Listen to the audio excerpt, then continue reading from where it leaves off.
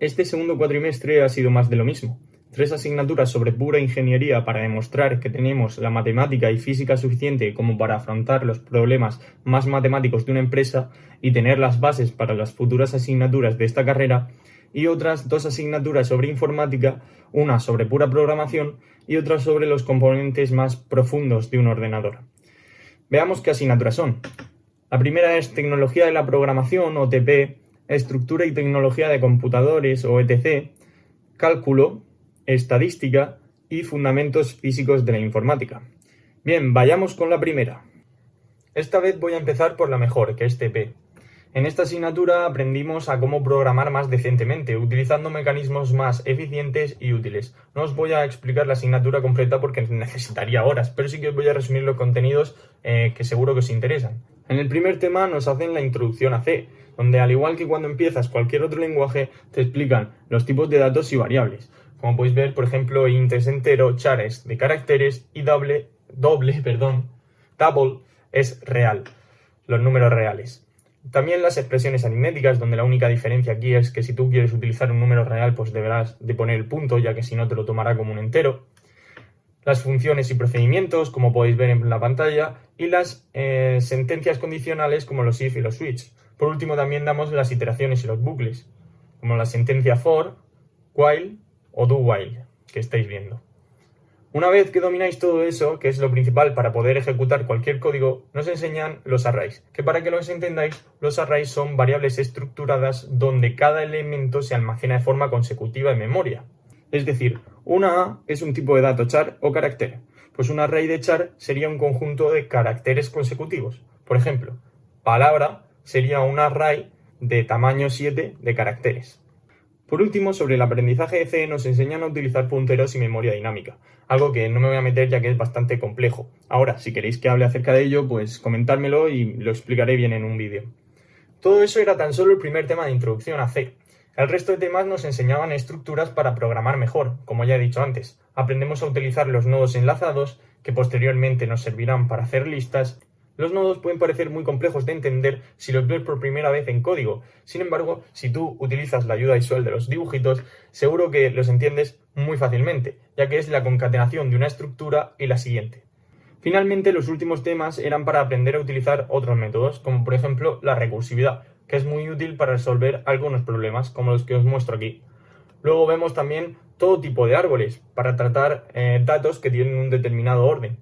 Los binarios de búsqueda, por ejemplo, son muy utilizados ya que en ellos la búsqueda es mucho más eficiente que en un array, por su posición o su distribución en memoria, mejor dicho.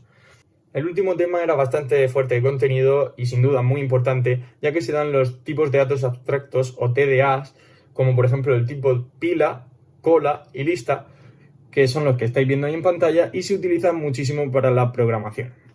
En la parte de prácticas nos dieron las pautas para hacer un juego de temática libre en C.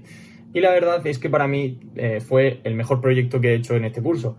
Digamos que fue entretenidísimo, yo me divertía bastante cada vez que implementaba algo y jugando, viendo que funcionaba o no funcionaba, arreglándolo, etcétera. Y como también nos daban bastantes pautas, nos lo dejaban, por decirlo así, bastante mastecado, pues no tenía complejidad y sí que era mucha diversión, la verdad. La verdad es que eso sí que estuvo muy bien. Y bueno, eso sería todo con TP. Vayamos ahora con ETC. ETC es una asignatura dura, no nos vamos a engañar. Aquí nos adentramos en las profundidades del ordenador y empezamos la asignatura viendo sistemas digitales, en concreto circuitos secuenciales, como por ejemplo los biestables síncronos y asíncronos, que son estos que estáis viendo aquí. Como veis, aquí ya empezamos a hacer un uso directo de la asignatura de lógica del primer cuatrimestre para construir estos circuitos, ya que se utilizan puertas lógicas como la OR, AND, SOR y todas estas que podéis ver aquí. En realidad, los biestables son combinaciones de esas puertas lógicas.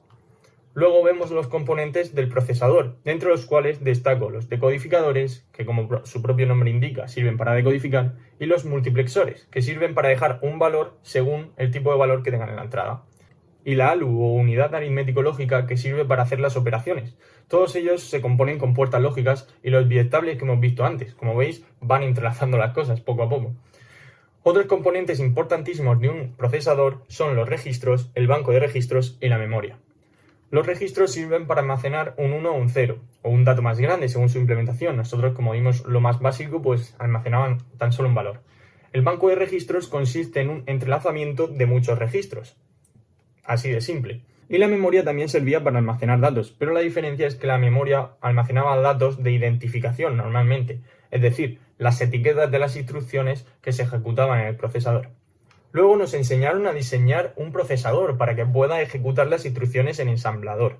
El ensamblador es un lenguaje de bajo nivel, que está por encima del lenguaje máquina o el binario, que es lo que entiende el ordenador, y por debajo de los lenguajes de alto nivel como pueden ser C o C++ o Python o todo lo que utilizamos hoy en día. Y en realidad es un paso intermedio. Los lenguajes de alto nivel se compilan y su código pasa a ensamblador y el ensamblador luego se ejecuta y se pasa a código binario. De esa forma, como en forma de escalera, se pasa de alto nivel a unos y ceros. El último tema iba sobre la jerarquía de memoria, que se puede resumir con esta imagen que vemos aquí. Este tema nos explica cómo el sistema operativo gestiona los datos y cómo los guarda en memoria física, es decir, en el disco. Concretamente, el método de asignación de memoria que más dimos, en realidad los dimos todos, pero el que más nos centramos fue el de paginación, ya que es el método que se utiliza a día de hoy en todos los ordenadores actuales. Este método consiste en unas tablas de paginación que tienen punteros a direcciones de memoria reales donde sí tienen los datos reales. Es decir, en esas tablas no se almacenan los datos, sino se almacenan direcciones que sí que contienen los datos reales.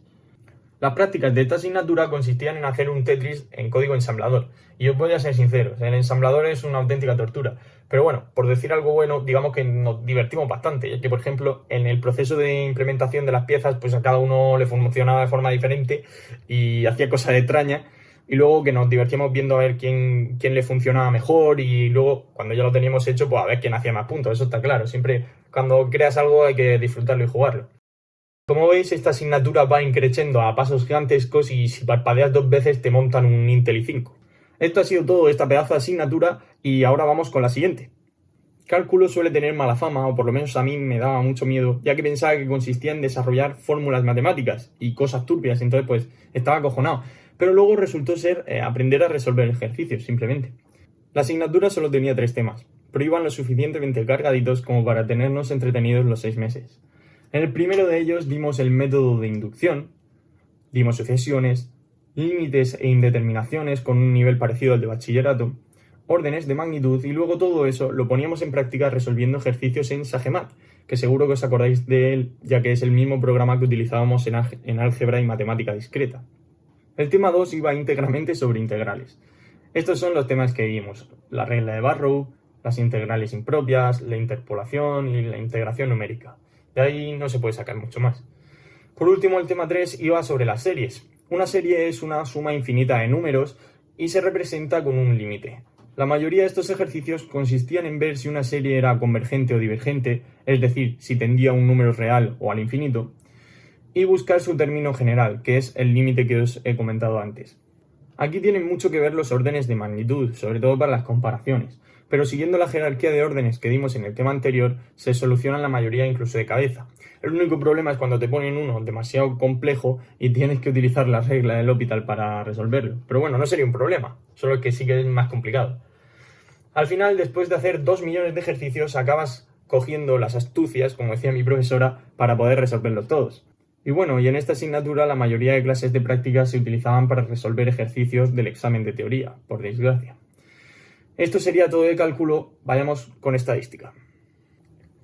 En estadística tuvimos mucha suerte con el profesor que nos tocó, ya que todos los ejercicios que hacía los relacionaba con cosas reales, y de esa forma puedes ver qué tan práctica y útil es esta asignatura.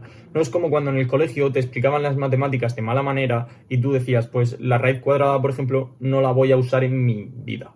Pues no, con la estadística sí que puedes utilizar gran parte de la estadística para las empresas, videojuegos, redes sociales y para todo en general. Empezamos dando conceptos sobre la probabilidad, utilizando las teorías de conjuntos, donde la omega es el conjunto universal con todos los valores que digamos, y el cero tachado simboliza el conjunto vacío. También mencionar brevemente la probabilidad condicionada, y es que la probabilidad de que pase un suceso, llamémoslo A, no es la misma si antes ha pasado un suceso B que si no ha pasado. y para eso se utiliza la regla de Bayes. Luego nos adentramos en el apasionante mundo de la combinatoria, donde o la amas o la odias. Y a mí no me preguntéis por qué, la mayoría la odia. De esta forma que veis aquí, se puede calcular el triángulo de Pascal, que puede simplificarse en esta otra fórmula, y sirve para calcular las combinaciones. Aquí os dejo otras pocas fórmulas que utilizábamos también para resolver ejercicios. En la parte de prácticas utilizábamos la herramienta de RStudio, que es un programa con el que hacíamos los ejercicios típicos de la estadística, como por ejemplo, dados unos valores y la frecuencia de esos valores, calcular la media, la varianza, la desviación típica, mostrar gráficamente dónde están los cuartiles, también calcular el rango intercuartílico, ver qué porcentaje de datos hay en un rango determinado y algún otro problemilla que requiera el uso de todos esos datos que hemos sacado anteriormente. Y bueno, eso sería todo de la estadística. Vayamos con física. Fundamentos físicos de la informática es una de las peores asignaturas de la carrera, sin duda. Y no porque a mí no me guste la física, que particularmente a mí la física, en la parte de la cuántica o la astrofísica, a mí me flipa.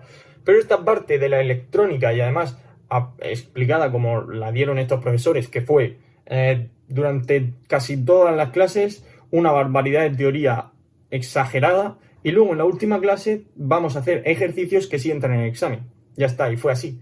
Entonces, claro, dime tú a quién le gusta eso. Bueno, dicho esto, agarraros que vienen curvas.